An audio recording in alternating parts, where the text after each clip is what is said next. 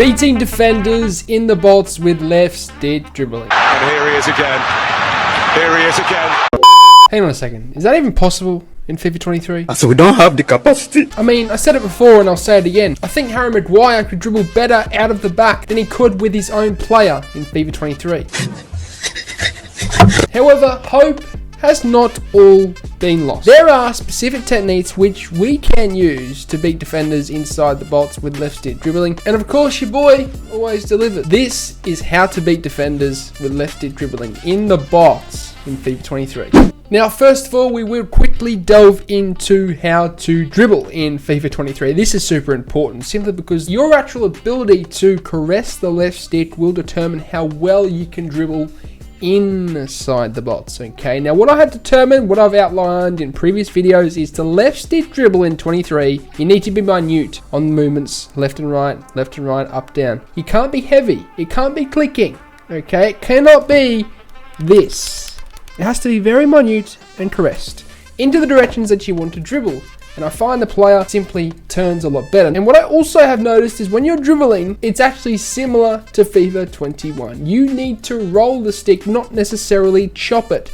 Because when you roll it, the player will be a lot more agile. It's not like 22 where you could chop and essentially turn a lot quicker. That's how you dribble. This is how you beat defenders in the box. In terms of trying to beat a defender in the box, it's essentially being very minute to the movement, as I outlined before, with the left stick, and taking the ball in as a first touch one direction, then taking it back the opposite direction, and then taking it back to the same direction that I took a touch. What this usually does is feint the defender away.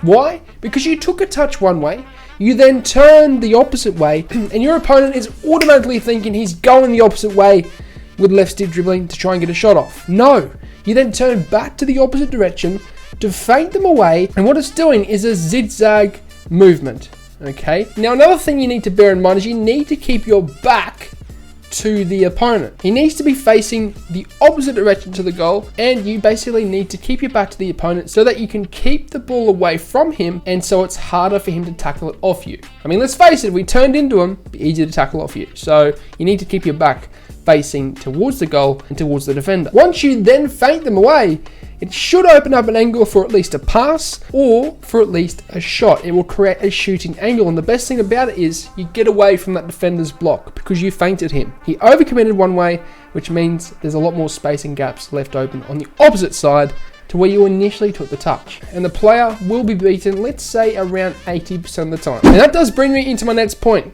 You won't always feint them away, especially if the defender is more advanced. And I'm talking Div 1/Elite tier. Sometimes it actually might take more than just a one direction, opposite direction, and then back to the one direction. It might take a few shimmies. It might take a few goes to eventually feint that opponent. But the key thing is, if you keep your back to him, he cannot get the ball off you, which means you'll have more success at shimmying them away and dribbling inside the box. One last tip is the initial touch as you take the ball in obviously needs to be to space.